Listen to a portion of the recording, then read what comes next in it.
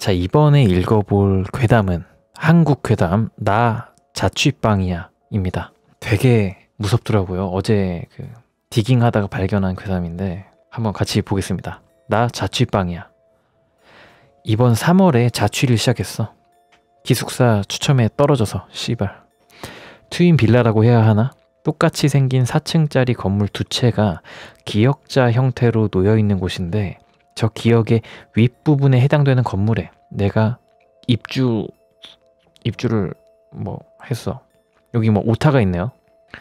자취를 처음 하는 년이라 목 좋은 자취방은 그렇게 빨리 빠지는 줄 몰랐지. 학교에서 좀 더 멀리 떨어진 곳은 괜찮은 원룸들이 존재하긴 하는데 나년이 강의 듣는 본관이 정문을 기준으로도 한참 안쪽으로 걸어가야 하는 곳이라 족같아.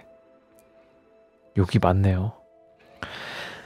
나년이 다니는 학교가 옆면으로 산을 끼고 있거든. 학교가 도심 바깥쪽에 위치해서 좀 외진 곳이라 가게들이랑 원룸촌이랑 규모 작은 아파트 그리고 학교 빼면 유동인구가 많은 편은 아님. 그래서 더 가까운 데 방을 얻고 싶었어. 동기 모임이라도 갖고 밤 늦은 시각에 집에 가려고 하면 많이 무섭잖아. 시발 새끼. 근데 나년이 타이밍이 늦어서 학교 근처 자취방들은 다 빠지고 트윈 원룸에 기역자 그러니까 윗 막대기 1층 방만 남았더라고. 솔직히 1층이라 안전의 위험도 있고 웬만하면 다른 방 얻고 싶었는데 주위에 마땅한 방이 없었어. 저 기역자에서 90도로 꺾어진 안쪽 면 말고 윗 막대기의 바깥쪽 면은 뒤로 시멘트 담벼락 이런 거 있고 그러니까 여기 위쪽 획을 말하는 거죠. 기역자에서 이 부분 윗부분 그리고 1m 간격 두고 다른 원룸의 뒷면이었거든. 그 사이는 인적도 없고 누가 숨어도 모를 것 같고 입구는 기역자의 굽어진 안쪽 면에 있기는 한데 그래도 무서우니까 힉힉. 그래서 아저씨한테 이러이러한 부분이 염려된다고 말했더니 아저씨가 걱정 말라고 하는 거야. 복도에는 CCTV도 있고 남은 방은 창문이 뒤로 안 나 있대. 옆으로 나 있다고. 그래서 방 보러 가봤더니 뭐라고 해야 되지? 기역자 쓸 때 시작하는 부분 있잖아. 여기 시작하는 부분 기역 쓸 때 윗 막대기의 제일 왼편 부분 거기에 위치한 방이더라고. 뭘 어떻게 지은 건지는 모르겠는데 그 방만 방향이 기역자의 시작 부분을 향해 창이 나 있었어. 그러니까 여 부분으로 이제 창이 나 있었다는 거죠. 여기에 기역자의 시작 부분. 아저씨가 뒤쪽 담벼락 보는 것보다는 여기가 낫다고. 옆에 다른 원룸이 있기는 한데 간격도 있고 좀 덜 답답하다고. 1층이라 쇠창살도 박혀 있으니까 안전하다고. 창이 굉장히 작았거든. 미음자 이런 형태로 여닫는 건데 사람 머리가 겨우 들어갈 만큼 사람 머리 손바닥 2개로 창 하나 넓이가 가려질 정도였어. 창이 옆으로 난 방 말고 옆방도 비어 있었는데 그건 담벼락 쪽으로 창이 나 있었어. 나년이 고민하고 있으니까 아저씨가 어차피 방도 거의 다 빠졌고 싸게라도 빼는 게 이득이니까 한다고 하면 싸게 해주겠대. 1년 계약금에서 10만원 빼준다고. 혹했어. 사실 나년 가정 형편이 별로 안 좋아서 더 이상 지원받기가 어려운 상태였거든. 10만원이 어디야. 그래서 원룸촌 한 바퀴 더 돌아보고 그냥 그 방으로 한다고 했어. 딱히 갈 데도 없고 해서. 그렇게 계약하고 제일 왼쪽 방으로 정했지. 방 청소하고 다이소에서 필요한 물품 좀 사고 기숙사에서 짐 정리하고 창은 불투명 스티커 붙어 있으니까 그냥 놔뒀어. 그래도 혹시 몰라서 창 아래쪽에 행거를 놓고 방이 전반적으로 깔끔한 편이라 다 정리하니까 제법 괜찮더라. 그리고 그날은 푹 잤지. 학기 시작하고 개강 모임만 날에 좀 취했어. 알딸딸해서 집에 오자마자 이불만 깔고 바로 잤거든. 잘 자다가 술 취하면 그런 거 있잖아. 입에서 단내 나면서 속 메이는 거. 그래서 중간에 깨가지고 목은 마른데 움직이기는 싫어가지고 그 이불 위에서 부비적대고 있었거든. 그런데 갑자기 이상한 소리가 들리는 거야. 툭, 툭, 툭. 처음에는 간이 냉장고, 냉각기에서 소리가 나나 보다 했어. 냉각기가 작동하다 멈췄다 이러는데 간이 냉장고는 그 소리가 유난히 크거든. 그런데 소리 나는 위치가 이상한 거야. 냉장고는 대각선 내 머리 위에 있는데 소리는 누워있는 옆쪽에서 들렸거든. 아무 생각 없이 쳐다봤다가 유리창에 거뭇한 실루엣이 보이는 거야. 등에 소름이 쫙 끼쳤는데 너무 놀라니까 비명을 지르거나 재빠르게 움직이지를 못하겠더라고. 한 3초간 얼어있다 달려가서 불을 켰는데 아무것도 안 보이더라. 무서운데 술김에 잘못 봤나 싶기도 했어. 그 일 있고 며칠간 불 켜놓고 자고 그랬는데 그것도 또 다른 의미로 무서운 거야. 밖에서 보면 내 방만 화날 테니까 아예 천으로 창을 막아버릴까 생각도 했는데 누가 내 방을 기웃거리고 있는데 나년만 그 사실을 모른다고 하면 그건 또 그 나름대로 위험할 수도 있겠더라고. 응? 그렇잖아. 어쨌든 술김에 뭐 잘못 본 걸 수도 있으니까 일단은 주의하면서 그대로 지냈어. 딱히 갈 데도 없고. 그러다가 한 날은 조별 과제가 있어서 늦게까지 회의를 했거든. 어디서나 무임승차녀는 있기 마련이라 끝까지 세부적으로 정리하고 밤늦게 헤어졌어.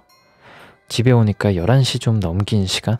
씻고 과제 정리 좀 마저 하다가 1시 넘어서 자리에 누웠어.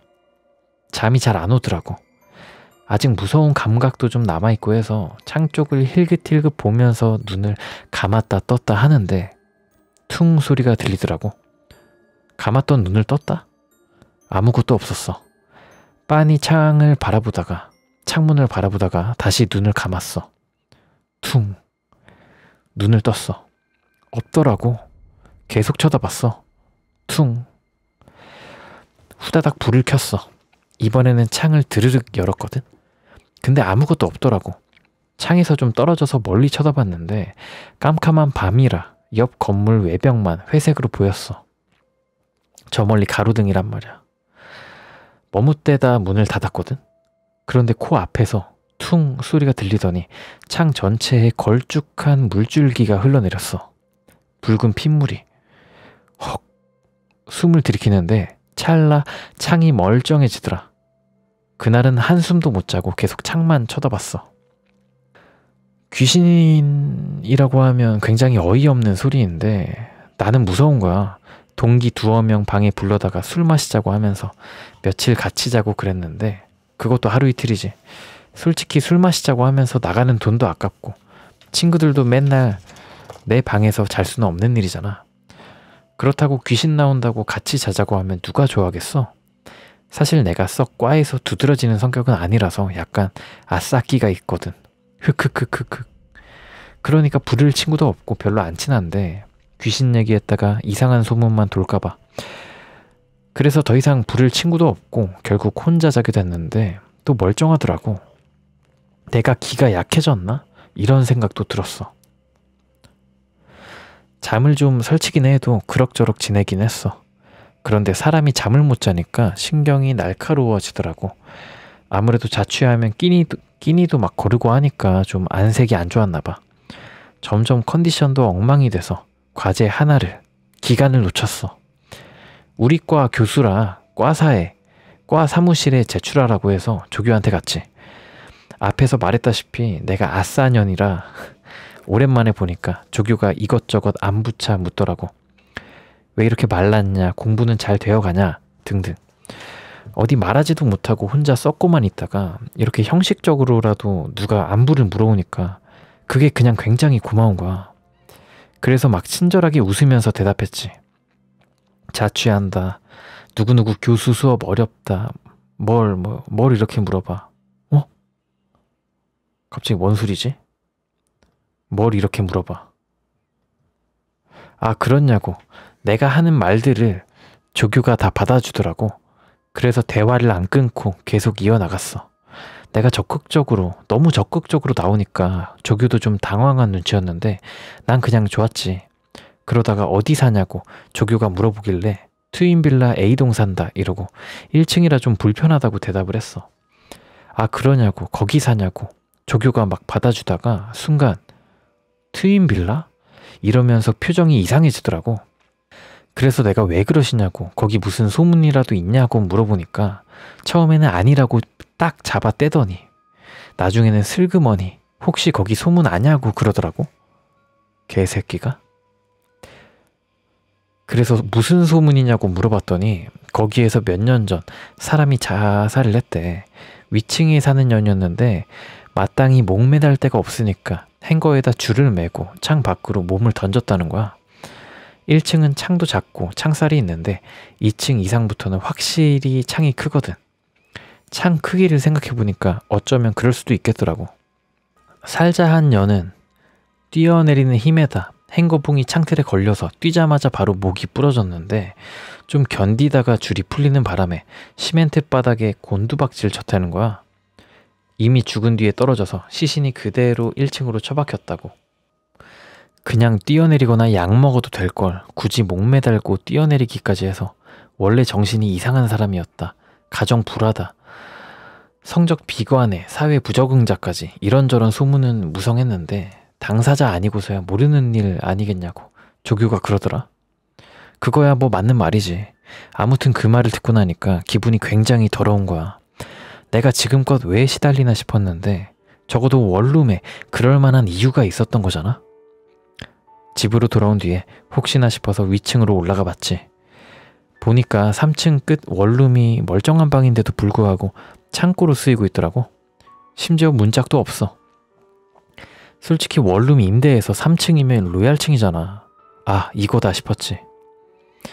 그날은 주인 아저씨가 원룸을 비운 상태라 일단 보자고 이야기만 해놓고 친구한테 연락해서 하루만 묵게 해달라고 부탁했어. 연락을 했을 때는 분명히 알겠다고 했는데 도서관에 있다가 카톡을 보내니까 답변이 없는 거야. 전화도 안 되고. 불안해서 수십 통을 연달아 찍으니까 그제서야 전화를 받더라. 왁자지껄한 소리와 함께 누가 소문을 퍼뜨렸는지 너 귀신 무서워한다며? 툭 이러더니만 오늘 자기는 집에 안 들어갈 거니까 귀신을 한번 물리쳐보래. 달랑달랑 달랑달랑. 다시 전화를 해도 소리샘으로만 연결이 되고 조금 친하다고 생각했던 또 다른 친구 역시 그대로 먹통. 근처에는 찜질방도 없고 모텔은 들어갈 수 있을 만한 돈이 안 돼서 12시가 될 때까지 도서관에서 버티다가 나중에는 PC방에라도 가야겠다는 생각이 들었어. 그런데 일이 잘 안 풀리려고 하니까 아까까지 분명히 가지고 있었던 지갑이 어디로 가버리고 안 보이는 거야.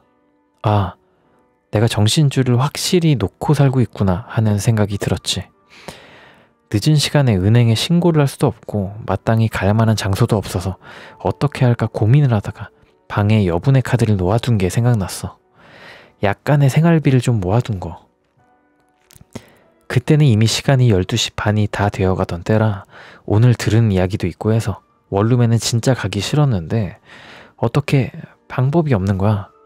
새벽 시간이 가까워 오니까 술집 쪽 거리를 빼면 인적도 점점 뜸해지고 눈 질끈 감고 카드만 찾아오자고 생각을 했지.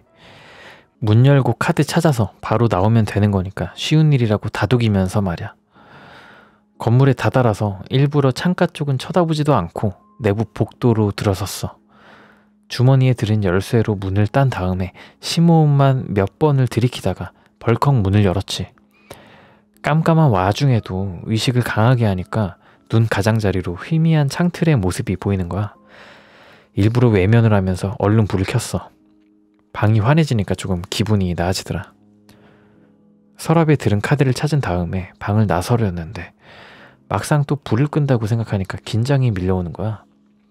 깜깜해지는 순간 눈 앞으로 확 뭔가가 나타날 것 같아서 그래서 그냥 전기세 버리는 셈 치고 전등을 켜놓고 나가기로 했어. 스위치를 막 지나쳐서 문을 열고 나가려는데 틱! 전등에서 소리가 나더니만 갑자기 깜빡깜빡 불빛이 전멸하기 시작하는 거야. 가슴이 철렁해서 나도 모르게 가장 의식하고 있던 곳을 쳐다보게 됐어. 아무래도 1층이다 보니까 창문에다가 불투명 스티커를 붙여놨거든. 그런데 가급적 깔끔하게 붙이려다가 실패한 건지 미음자로 된 창 가운데를 중심으로 한쪽 창이 조금 비어 있었단 말이야. 약 5mm 정도. 그런데 그 틈 사이로 머리를 들이민 사람이 나를 바라보고 있었어. 물론 정말 사람이 맞다는 전제 하에.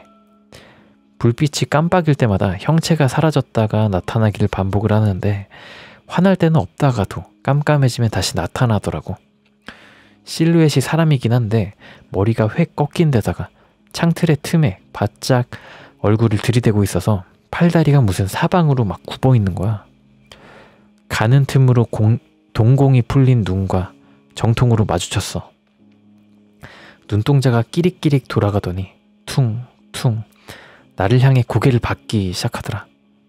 파지직하고 전구가 나가는 것과 동시에 졸도해서 그대로 바닥으로 쓰러졌어.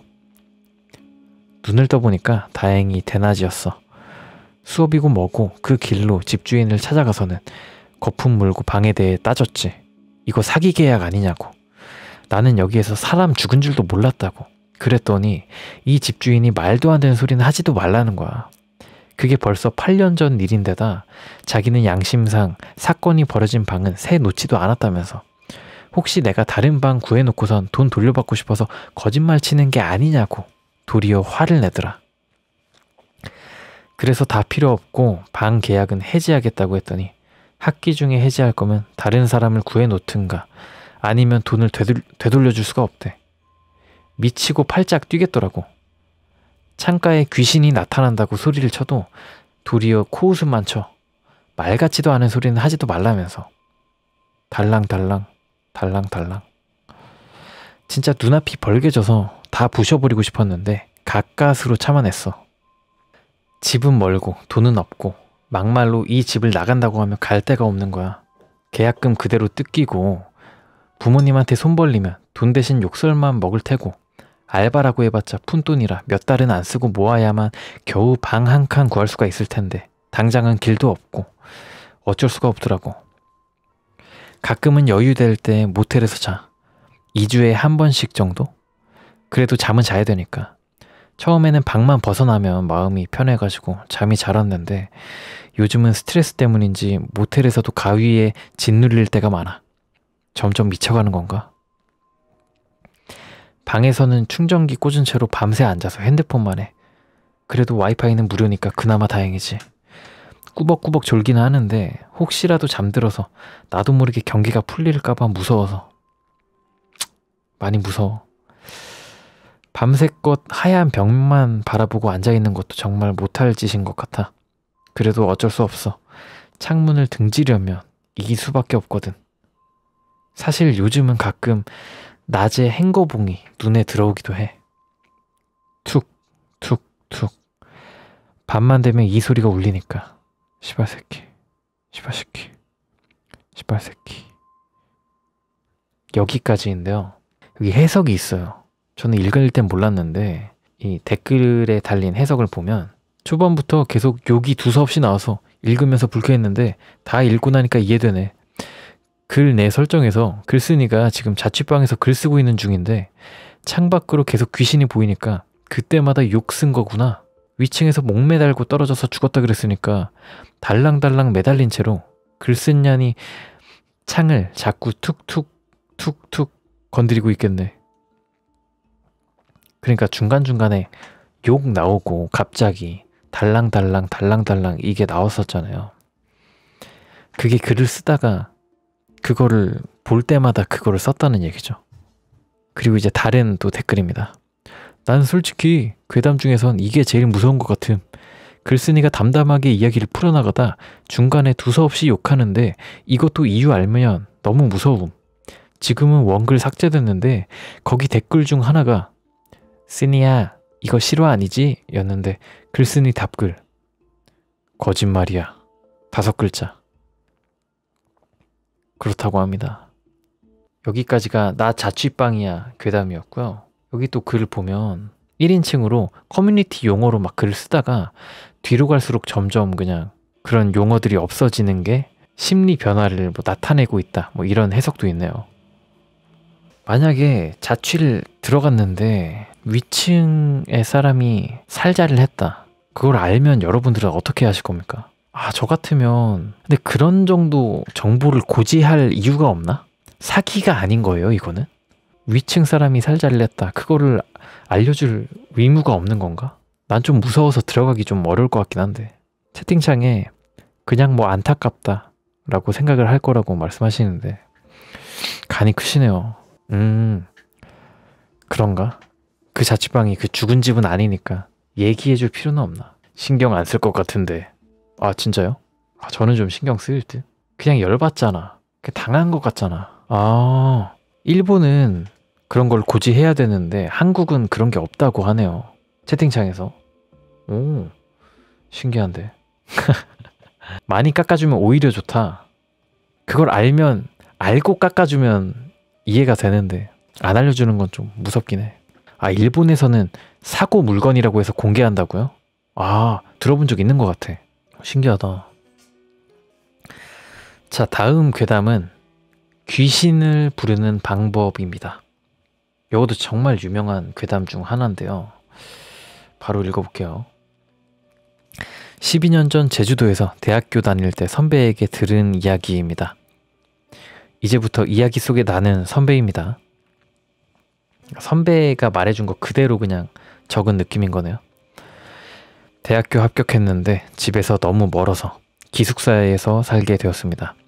기숙사는 방 하나에 3명이 살 수 있는 구조였습니다. 한 명은 복학한 2년 선배였고 다른 한 명은 저랑 나이가 같은 동기였습니다.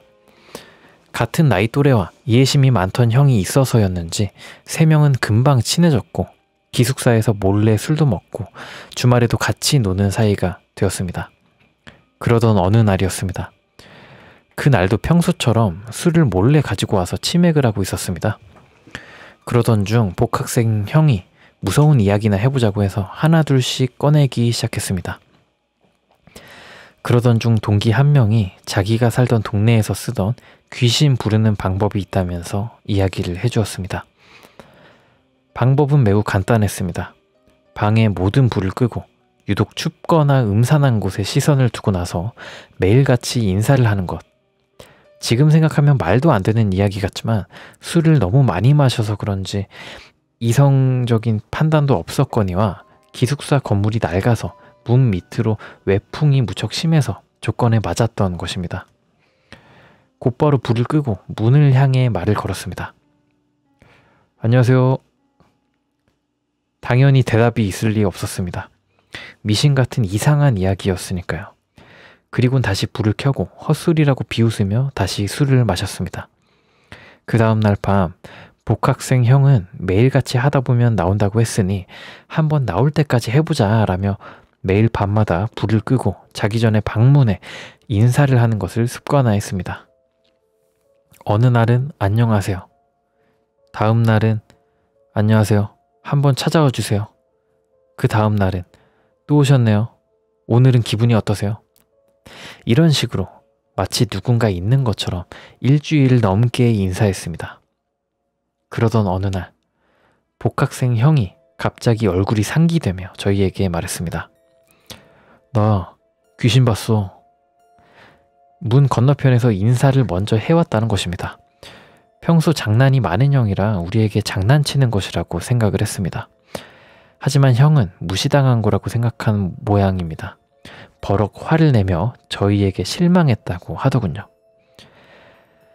그 다음 날부터 형은 새벽마다 방문을 향해 대화를 하기 시작했습니다. 저희하고는 말도 안 하면서 문을 향해 소곤소곤 말하더군요. 장난이 너무 지나친 것 같아서 무슨 말하는지 궁금해서 눈을 감고 누워서 자는 척을 했는데 뭐라고? 땡땡이 아직 안 잔다고? 그 말을 듣는 순간 심장이 철렁 내려앉았습니다. 그 말을 남기고 형은 일어서면서 제가 자는 곳에 눈을 돌렸던 모양입니다. 하필이면 저도 그때 눈을 떠서 서로 두 눈이 마주쳤고 형은 마치 원수를 보는 것처럼 한동안 째려보더니 휙 하고 나가버렸습니다. 다음날 어제 있었던 일을 먼저 잠들었던 동기에게 이야기를 했습니다. 동기는 덤덤한 성격이라 복학생 형이 취업 준비로 스트레스를 받아 그런 것이니 신경 쓰지 말라고 했습니다. 하지만 같은 방에 있는 사람이 기이한 행동을 보이는데 어찌 신경 쓰지 않을 수 있을까요? 정말 스트레스 때문에 헛것이 보이고 헛소리가 들리는 건지 아니면 오기로 저희를 속이려고 장난을 치려는 건지 점점 알 수가 없었습니다.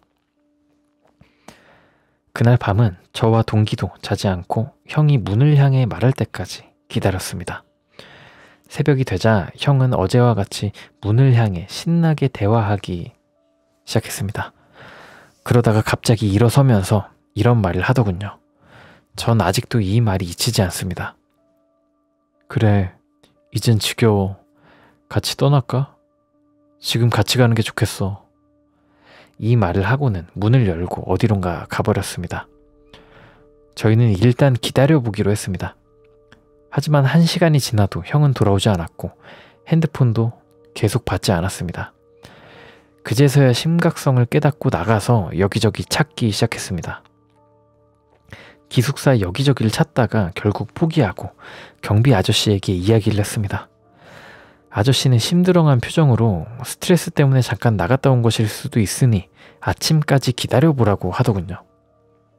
하지만 형은 아침까지 돌아오지 않았습니다. 하루 종일 연락이 없었습니다. 핸드폰 전원이 나가서 받을 수 없는 상태가 되자 저희는 그제야 경찰에 실종 신고를 하게 되었습니다.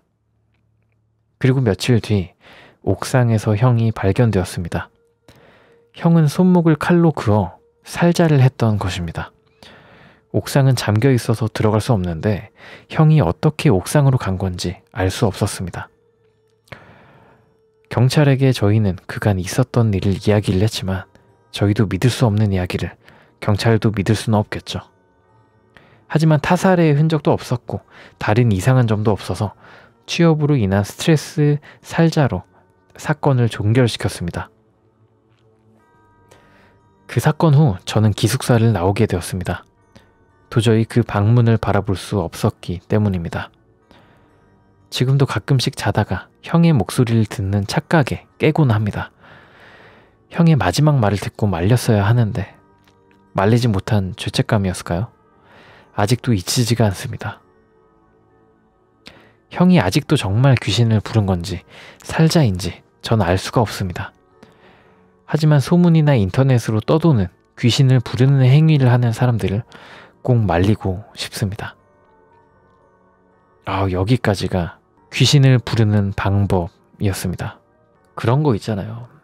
화장실 거울에서 계속 가위바위보를 하면 누군가가 승부가 결정이 나는 순간에 막 귀신이 나온다. 뭐 그런 거나 아니면 엘리베이터에 이제 창문이 2개가 있으면 무한으로 막 복사가 되잖아요. 거울 안에 있는 내가. 거기에 이제 10몇 번째 모서리에 나를 보면 귀신이 있다 뭐 그런 거. 약간 이 괴담도 그런 느낌인 것 같아요. 모서리를 보면서 아무것도 없는 곳에다가 말을 걸면 거기서 귀신이 나온다. 귀신에 홀리게 된다라는 설정 자체가. 그 설정 자체가 되게 해보고 싶은 마음이 들게 만드는 그런 괴담입니다.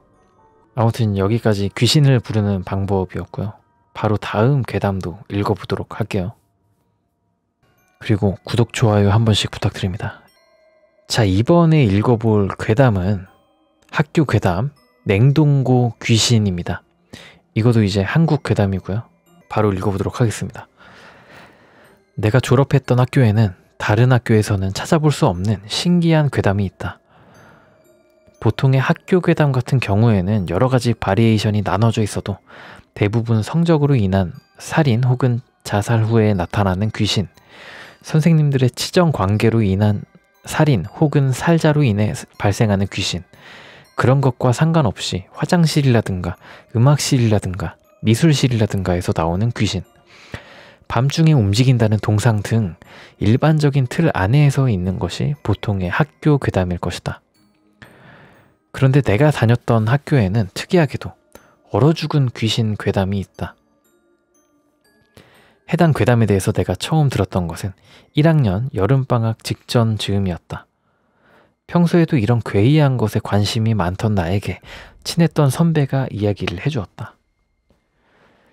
15년 정도 전에 학교에 어떤 지체장애인 여학생이 다녔다고 한다. 굉장히 심한 지체장애도 아니었기에 그럭저럭 다른 학생들과도 어울리며 나름대로 학교 생활에 잘 적응해 생활하고 있었다고 한다. 문제는 이 학생은 너무도 수동적이었다는 것이다.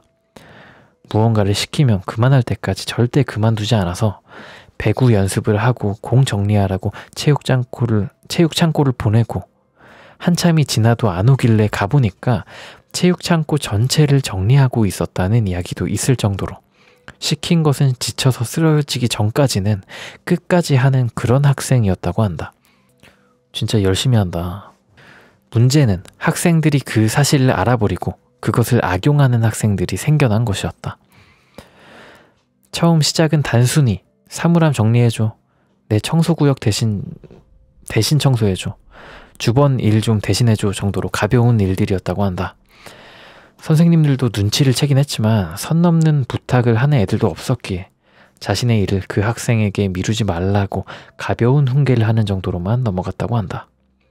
하지만 여름방학이 가까운 무더운 여름날 사건이 터지고 말았다.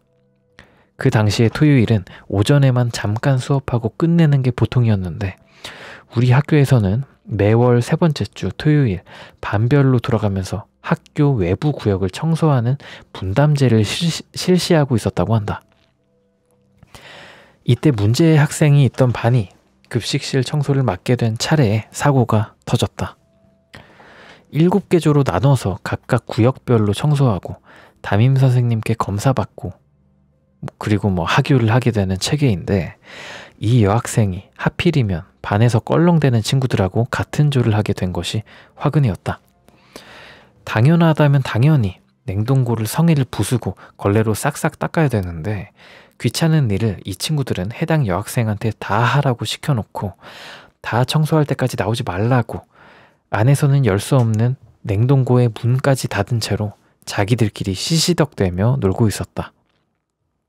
문제는 하필이면 선생님이 그날 중요한 약속이 있다고 검사를 반장에게 위임하고 먼저 퇴근해버렸고 껄렁대는 친구들은 이걸 눈치채고 어차피 반장이 검사하면서 혼자 하는 애를 도와주겠지 싶어 냉동고 안쪽을 열심히 청소하던 여학생을 내버려 둔 채로 껄렁대던 4명은 반장 몰래 검사를 받지도 않고 도망가 버렸고 노는 애들이었기에 괜히 문제 생기기 싫었고 어차피 선생님이 넘긴 일이었기에 귀찮았던 반장은 대충 다 했겠지 하고 넘겨버린 것이었다. 그렇게 반장은 모든 청소가 마무리되었다고 생각해 급식실의 모든 문을 전부 잠그고 하교를 해버렸다. 그렇게 모두가 떠나간 학교, 잠겨버린 급식실 속 안에서 절대 열 수 없는 냉동고의 깊숙한 안쪽에서 여학생은 성애를 부수며 걸레질을 멈추지 않았을 것이다. 토요일부터 집에 들어오지 않았다고 신고가 접수된 여학생이 발견된 것은 월요일날 오전이었다. 3일 동안 냉동창고에 갇혀 얼어버린 여학생은 죽는 순간까지 청소를 했는지 걸레를 드는 자세의 시체로 발견되었다고 한다. 당연히 학교는 난리가 났다. 이 사고의 여파로 토요일 외부 청소구역 중에 급식실은 제외가 되었고 담임 선생님은 책임을 지고 퇴직하게 되는 등 소란이 있었고 어찌저찌 사건이 마무리되나 싶었는데 같이 냉동고를 청소했던 4명과 반장이 그날 이후로 문득문득 싸늘한 한기를 느끼기 시작했다고 한다. 처음에는 그저 약간 서늘한 정도의 한기가 드는 수준이었지만 엘리베이터나 방같이 혼자 밀폐된 곳에 있으면 몸이 덜덜 떨릴 정도의 추위와 함께 누군가가 함께 있다는 기분이 들며 사각사각거리는 성에 떼내는 소리와 스윽스윽 하는 걸레질 소리를 환청으로 듣기 시작했다고 한다. 점점 증상은 심각해져 혼자 있지 않아도 추위를 겪으며 환청을 듣게 되었고 혼자서 있을 때는 죽은 여학생의 환각을 보며 점점 미쳐버렸다고 한다. 결국 5명의 학생 중 2명이 살자를 나머지 3명이 모두 정신병원에 들어가게 되자 학교 내에서 흉흉한 소문이 돌기 시작했다. 토요일 하교 시간이 지나고 근처에 사람이 없을 때 급식실 냉동고 근처에서 청소하는 여학생의 형체를 보게 되면 위의 학생들과 똑같이 미쳐버린다는 괴담이 퍼졌다. 당연히 인명사고가 있었던 사건이었기에 학교 측에서는 단단히 학생들을 단속하고 괴담을 퍼뜨리는 학생들을 징계하는 등 나름의 조치를 취했지만 학생들 사이에서 퍼지기 시작하는 소문까지는 막을 수 없었고 학생들 사이에서는 담력 시험을 한답시고 토요일 하교 시간이 지나고 급식실 냉동고 안쪽을 갔다 오는 것이 유행하기 시작했고, 학교 측에서는 위험성을 이유로 해당 행위를 엄격히 금지하고, 선생님들이 토요일 하교 시간 이후 한두 시간 정도는 급식실 앞을 감독하여 학생이 적발될 시 징계를 부여하게 했다고 한다. 하지만 정말 큰 문제는 그 다음에 터졌다. 급식실 감독을 맡았던 사회선생님이 갑자기 학교에서 두꺼운 코트를 입고 돌아다니기 시작한 것이었다. 아주 불안한 듯 제정신이 아닌 사람처럼 중얼거리기 시작했다.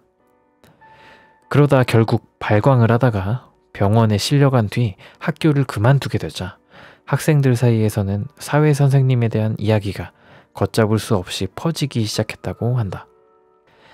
감독을 맡던 사회선생님이 냉동고 안쪽에서 이상한 소리가 들려서 학생인 줄 알고 냉동고 안으로 들어갔는데, 하얗게 성에가 진 머리를 한 검게 동상을 입은 여학생이 걸레질을 하는 모습을 보았고 결국 5명의 학생들처럼 미쳐버리게 되었다 라는 이야기가 퍼졌다.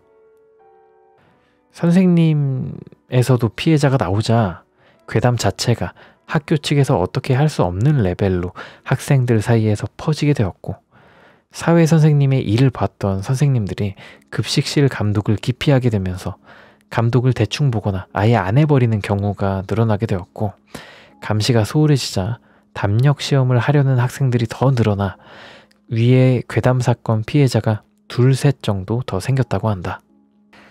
자꾸 이런 식으로 사고가 터지기 시작하자 학교 측의 대응이 부족하다는 말이 나오기 시작했고, 잇따른 사고에 언론에서도 관심을 가지기 시작했는지 기자로 보이는 수상한 사람들도 학교 근처에서 보이기 시작하면서 정말 큰 일로 번지려고 한 순간 예상도 못한 방향에서 해결책이 튀어나와 괴담 문제 자체가 해소되었다고 한다. 그것은 주 5일제의 시작. 토요일에 학교가 쉬게 되자 학교 측에서는 급식실의 문 단속을 철저히 하고 급식실 입구에 CCTV를 설치함으로써 토요일에 학교에 몰래 들어오려는 학생들을 차단하여 괴담을 경험하려는 사람들을 완전히 막았고, 토요일에 학교 올 일도 없어졌기에 토요일이라는 시간과 급식실이라는 장소가 접근성이 없어져 버려서 자연스럽게 학생들 사이에서 주목도가 줄어들게 되었다고 한다. 그리하여 내가 해당 괴담을 듣게 된 시점에서는 괴담만이 전해질 뿐 실제로 해당 귀신을 봤다는 사람은 존재하지 않았다. 나는 당연히도 해당 괴담이 진짜인지 확인을 하고 싶었지만 내가 학교에 다닐 당시에는 보안업체까지 급식실에 락을 걸어 잠입하기에는 너무 단단해져 버려서 확인할 길이 없었다. 하지만 이야기를 들려준 선배의 선배가 보안업체가 생기기 전에 괴담을 체험해 보려고 시도했었다고 한다.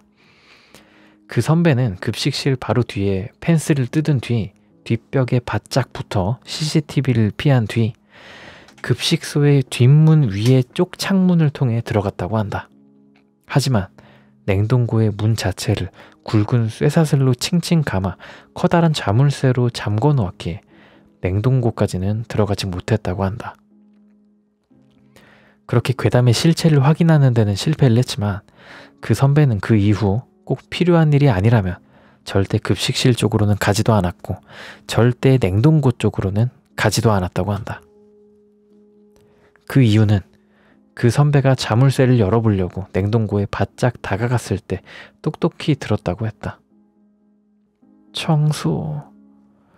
청소해야지 라고 가늘게 떨리는 여자애의 목소리를. 이 여자애는 계속 자기가 해야 되는 그 성의 청소를 해야 된다는 생각을 계속 하면서 거기 갇혀 있다가 시간이 지나면서 배고프고 춥고 한데 아무도 자기를 안 꺼내주니까 그때부터는 좀 점점 원망을 했겠죠. 밖에 나를 가둔 누군가가, 아니면 이 냉장고 청소를 시킨 그 일진 애들이 원망스러웠다던가. 이건 되게 특이한 게 한국 배경이고 주 5일제가 이 괴담의 해결책이었다 라는 게 되게 특이한 해결책이 나온 것 같아가지고 이게 되게 재밌었고요. 여러분들은 주 5일제 언제까지 하셨나요? 저는 초등학교 말 때 초5, 초6 때 한 것 같은데. 학교 주 5일제 시행 시기 2012년 3월부터. 아, 그러면 나 중학교 때부터 이게 된 거야? 놀라운데? 초등학교 때는 계속 이제 놀토 있었거든요. 그때 노는 토요일을 놀토라고 했었죠. 그죠? 놀토잖아, 놀토. 놀토 진짜 좋았는데. 아, 진짜 좋긴 했는데 토요일에 그 맛이 있거든요. 토요일에 일찍 끝난단 말이야. 초등학교의 경우에는 되게 일찍 끝나요. 가서 놀기만 하다가 끝난단 말이야. 그게 너무 행복했어가지고 놀토면 친구들을 못 만난다는 사실이 좀 아깝기도 했죠. 나 때는 CA라고 토요일에 미술 배우거나 요리 배우고 헛짓거리했어요. 저 중고등학교 때는 이제 수요일이 CA 시간이었거든요. 한 2주에 한 번씩이었나 아니면 매주였나 기억은 안 나는데 2주에 한 번일 거예요. CA가 뭐의 줄임말이지? 기억도 안 난다 진짜. 와, CA 시간 진짜 그립네. 한 주는 나가고 한 주는 쉬고. 그죠? 2주에 한 번씩 놀토가 있는 거고. 초등학교라니 점점점. 저랑 신랑은 국민학교인데 점점. 나이가 많으시네요. 놀토인 거 까먹고 학교 가면 어글 폭발. 계열받았겠다 진짜. 다 패버리고 싶었겠다. 자, 아무튼 냉동고 귀신이었습니다. CA가 크레이지 아케이드 줄임말이라고요? 자, 그 다음은 실화썰, 한국 실화썰. 개인적으로 무당 때문에 인생 엄청 손해본 썰입니다. 요거는 막 귀신 나오는 그런 괴담은 아닌데 되게 재밌는 글이라 가지고 가져와 봤습니다. 자, 한번 읽어볼게요. 우선 나는 7대 독자임. 할아버지랑 아빠가 철석같이 믿던 무당이 있었는데 90년대 중반에 가늠도 안 되는 거금을 주고 내 이름을 지어왔음. 문제는 그 돈 구하려고 압구정 아파트 팔아서 동대문구 빌라로 이사를 가서 사실상 집안 전체가 수십억을 날렸고, 뭐 지어왔던 이름이란 게 거의 해병문학 나올 수준 이름임. 뭐 오픈하긴 좀 뭐해서 예를 들자면 황근출, 옥두봉 뭐 이런 이름, 되게 올드한 이름을 지어줬다는 얘기죠. 진짜 초중고딩 때 존나게 놀림받았고, 우리 동네 가서 내 이름 아냐고 물어보면 동갑들은 다 들어본 적은 있다고 할 정도일걸. 하여튼 저렇게 해서 내 인생과 가족 인생이 풀렸냐 하면 당연히 전혀 아니고, 조부모님은 병 앓다 돌아가시고 나도 정신적으로 문제 있어서 우리 집 풍비박산 났음. 그리고 작년에 개명했는데 나야 무당 따위 안 믿지만 미신이랑 별개로 이름이 너무 쪽팔렸거든. 여전히 미신 믿는 우리 아빠가 노발대발하며 반대했음. 그러다가 집 망한다고. 와, 그러니까 이 아빠는 거금 주고 들여가지고 너 이제 성공할 건데 그걸 왜 받고, 그런 느낌일 거 아니야. 아직은 때가 아니다. 이제 곧 우리는 억만장자가 된다. 이런 생각일 거 아니야, 이 아빠는. 아무튼 난 더 망할 게 있냐고 하면서 그냥 개명을 했는데 개명하고 오히려 정상인이 됨. 살면서 제일 잘한 일인 듯. 하여튼 나는 이런 것 때문에 무당 졸라 싫어함. 지금 살았는지 죽었는지도 모르고 본명도 모르는 거의 30년 전에 만난 무당한테 가스라이팅 당해서 자식이 싫다는데도 부모가 무당 편 드는 게 말이 되냐? 되게 짧죠? 여기까지입니다. 여기까지가 개인적으로 무당 때문에 인생 엄청 손해본 썰인데, 이걸 보니까 너무 무섭더라고요. 강남에 아파트가 있었는데 그걸 팔고 동대문구로 갔어. 얼마나 손해가 막심해. 집안 전체가 수십억을 날렸대요, 무당 때문에. 그리고 거금 주고 이름을 짓는 것 자체가 너무 좀 아니지 않나 싶은데. 제가 만약에 자식을 낳으면 반드시 내가 짓거나 내 아내랑 짓거나 할 생각이거든요. 내 자식 이름인데 남이 짓는다는 게, 특히 뭐 할아버지 할머니도 아니고 뭐 친척도 아니고 뭐 무당이 지어진 이름을 쓴다라는 게 저는 좀 되게 별로라고 생각을 하거든요. 어떻게 생각하십니까, 여러분? 채팅창에 저도 이름 개명했어요. 인생이 바뀜. 일이 안 풀리거나 빨리 죽을 사주라 바꾸고 바로 취업함. 취업 시즌이었으니까 바로 취업한 거 아닌가? 무당이 오히려 나쁜 이름 준 게 아닌교 라는 채팅도 있고요. 그럴 수도 있죠. 그냥 돈 빨아먹으려고 그런 걸 수도 있고, 그럴 가능성이 더 높을 것 같아요. 내 이름 아빠가 지어줌. 제 이름은 아무 논의 없이 어머니께서 지어주셨습니다. 아니 뭐 어머니 둘 중에 한 명이 지으면 뭐 됐지 뭐. 오케이 한 거잖아요, 아빠가. 제 이름은 전에도 한번 얘기한 적이 있는데 저희 할아버지가 지어주셨습니다. 저희 할아버지가 해군이었나? 거기 중사 출신이신데 거기서 군 생활할 때 일을 빠릿빠릿하게 하는 그 동료가 있었대요. 일 되게 잘하고 느낌 있는 동료가 있었대. 그 사람 이름이 제 이름이었다고 하더라고요. 그렇게 지어주셨대요, 제 이름을. 되게 감사하더라고요. 김성일, 네, 김성일이라는 이름이고. 저도 아버지가 지어주셨는데 저주 수준의 이름임. 에? 저주 수준이라고요? 알고 그러셨겠습니까? 예. 이름은 태어나서 받는 첫 선물이랬나 그랬던 것 같은데 무당이라니 유유유. 그니까 진짜 아니야 그거는. 난 가족이 지어줬는데 이름에 쓰면 안 되는 한자라 나중에 개명함. 저는 그런 거 상관없이 살 것 같긴 한데, 근데 그런 이름에 쓰면 안 되는 한자 쓰신 분들은 한글 이름은 그대로 두고 한자만 쓱 바꿔가지고 막 하시더라고요. 혹시 그렇게 하셨나요? 궁금하네. 그래서 전 딸 이름을 한글로 했습니다. 오, 한글로 하는 것도 좋죠. 근데 저는 제가 애 낳으면 한자를 좀 넣고 싶긴 해. 왜냐하면 한자가 간지잖아요. 상형 문자 기반이라 좀 간지나긴 하잖아, 한자가. 그래서 한자로 지을 생각입니다. 자, 아무튼 여기까지가 개인적으로 무당 때문에 인생 엄청 손해본 썰이었습니다. 미래 딸 이름 지어보라고요? 아, 그리고 제가 아들 딸 이름 지을 때 중요하게 생각하는 게 이름에 무게가 있어야 된다. 나이가 들어도 그 이름이 빛이 바래면 안 된다. 그렇기 때문에 좀 한자 이름으로 좀 무겁게 가자는 주의예요, 저는. 요즘 그것 때문에 말 많잖아요. 서준, 서아가 할머니가 됐을 때 안 어울리지 않느냐, 뭐 그런 얘기들이 많은데 약간 그런 게 무섭기도 하고. 지금 제 딸 이름 지어주시는 거예요? 김비만? 김태태? 김강철? 김괴담? 자, 넘어가겠습니다. 아니 잠깐만, 난 할아버지가 이름 지어주시는 분에게 이름 받아오라고 돈 주셨는데 아버지가 돈 먹고 주변 목사님한테 이름 받아옴. 아버지 잘하셨네. 나 같아도 그럴 것 같은데. 얼마 받으셨을런가? 한 100만 원은 받으셨겠지? 야미. 아, 홀리하네요. 네. 자, 이번에 읽어볼 괴담은 심심해서 써보는 어린 시절 겪은 일들입니다. 안녕, 힘세고 강한 밤. 본인은 어릴 때부터 공포나 미스터리에 엄청 관심을 가지고 있었음. 원래 이 시간쯤에 집 근처 재개발촌 산책 다니면서 유튜브 공포 라디오 같은 거 듣는데 오늘은 너무 춥길래 패스하는 김에 글이나 써봄. 첫 번째로는 8살, 9살 때쯤에 있었던 일임. 어릴 때라 호정메이트, 그러니까 누나랑 같은 방에서 잘 때였음. 애들 둘이다 보니까 자기 전에 떠들고 놀다가 슬슬 잠 오면, 야, 이런 거 진짜 많이 들었죠. 이런 카세트 테이프. 뭔지 아시죠? 나도 이거 진짜 어렸을 때 진짜 많이 들었는데 기억이 하나도 안 나. 아무튼 대충 이런 동화 구연 테이프를 틀어놓고 듣다가 잠들곤 했음. 저런 거 들어봤던 사람들은 알겠지만 인트로 음악이 흐른 후에 동화 구연이 시작된다. 암튼 여느 때처럼 자기 전에 테이프를 틀었는데 음악은 정상적으로 나오는데 성우 대사가 이상하더라.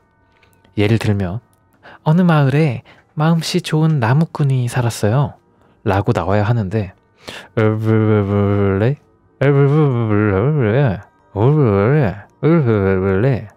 이런 식으로, 뭐 도저히 말로 따라하기도 힘들고 글로 적기도 이상한 방언 터진 듯한 소리였음. 제일 소름 끼쳤던 건 테이프가 늘어지는 경우에는 음악 소리도 사람 목소리도 다 이상하게 나와야 하는데 음악 소리는 완전 멀쩡한 데다 성우 목소리가 동화 구연 특유의 막 오버하고 들뜨는 목소리 그대로 나오는 거였음. 쉽게 말하면 성우가 원래 동화 구연을 하던 대로 읽는데 방언 터진 것 마냥 단어들만 저렇게 변한 거임.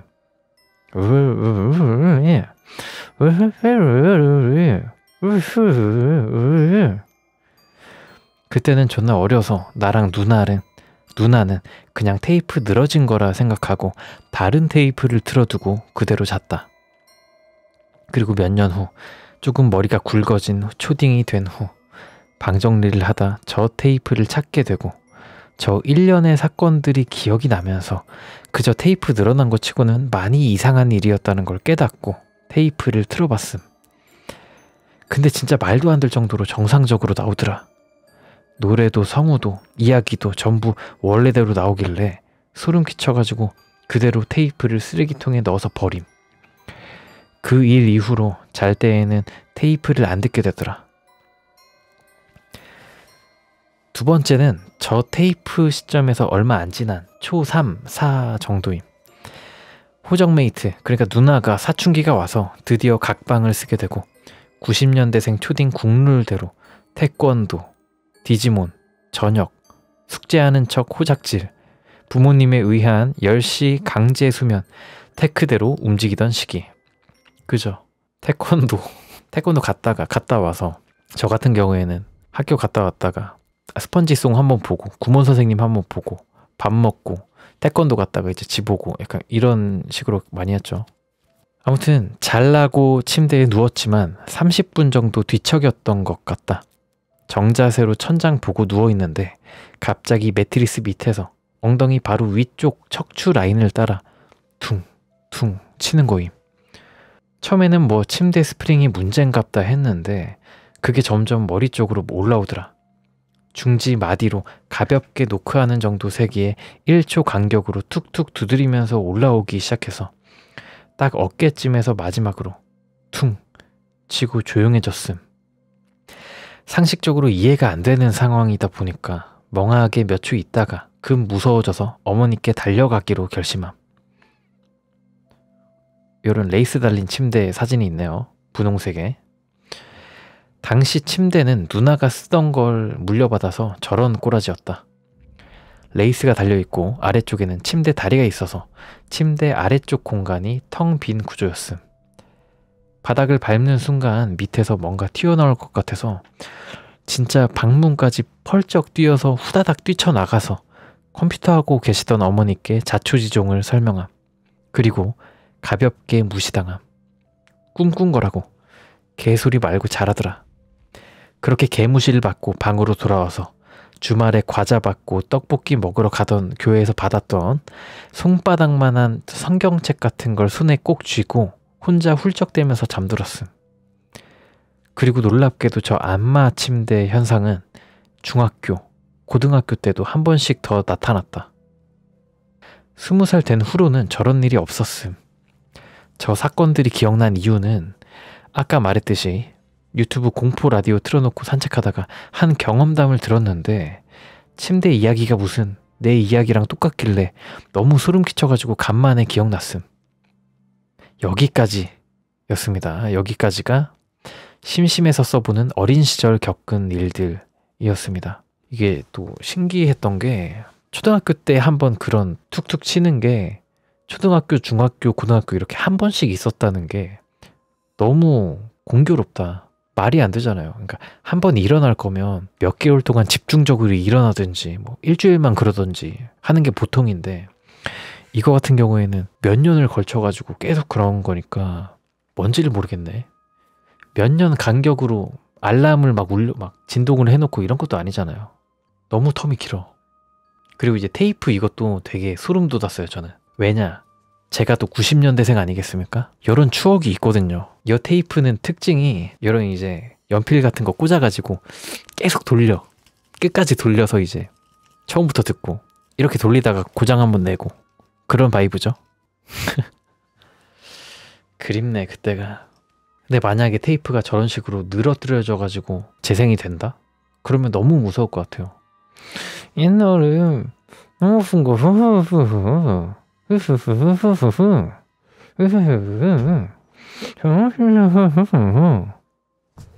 무섭잖아.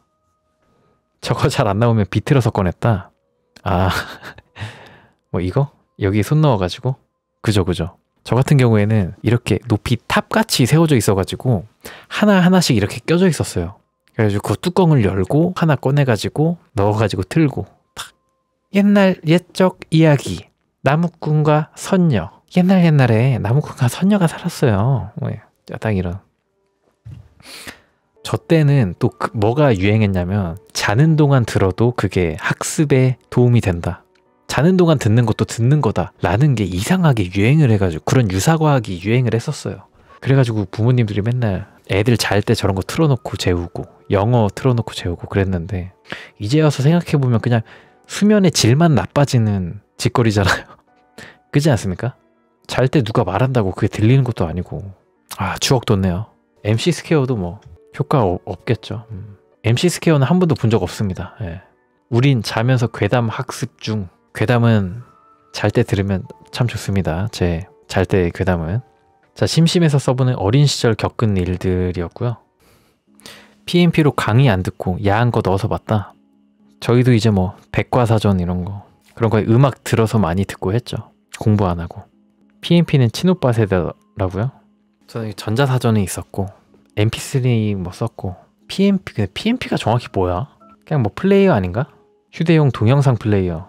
제 살짝 윗세대 약간 93년생 이런 사람들이 이런 분들이 이제 PMP 썼던 것 같고 막 95, 97 이렇게 오면 MP4랑 전자사전 이런 걸로 막 많이 했었죠. PMP는 그냥 동영상 플레이어다. 전자사전에 원피스 넣고 야자하면서 봤다. 재밌겠다. 재밌었겠다. 그죠? 저도 전자사전 91부터 아이리버 귀때기 이런 거. 90 이상이 PMP구나. 또 나이 많으십니다. 여자들은 웹소설 넣고 다녔다. 전자사전에. 저는 이제 KT 무료 게임타운 많이 봤었는데 거기 무료 웹소설 뭐 이런 거 아마추어들이 쓴 공포소설이나 뭐 이런 거 많이 올라와가지고 무료 게임타운 많이 봤고 팬픽 넣고 다녔다. 플로피 디스크 거기에 야한 영상 1메가?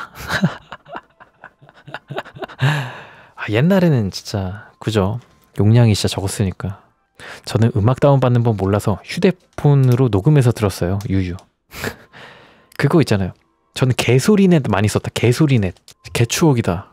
개소리넷이라고 그냥 프로그램 그 자체인데 mp3 파일을 그냥 다운받을 수가 있었어요. 그게. 와, 추억이다. 추억. 개소리넷. 이런 프로그램을 딱 실행시켜. 그럼 이제 딱 이렇게 나와요. 여기다가 뭐 SG 워너비의 내 사람 딱 검색하면 따라락 나와요. 그리고 여기서 다운받아가지고 mp3에다 넣는 거야. 개추억이다 진짜. 야, 고모디오 곰플레이어가 한창 유행했었죠. 그 당시에는. 요즘은 뭐야 다음파 플레이어 많이 쓰는데 옛날에는 고모디오 아니면 그 뭐야 윈 번개 있잖아요. 윈 플레이어인가? 윈드 플레이어인가? 그거 많이 썼죠. 아, 진짜 개추억인데.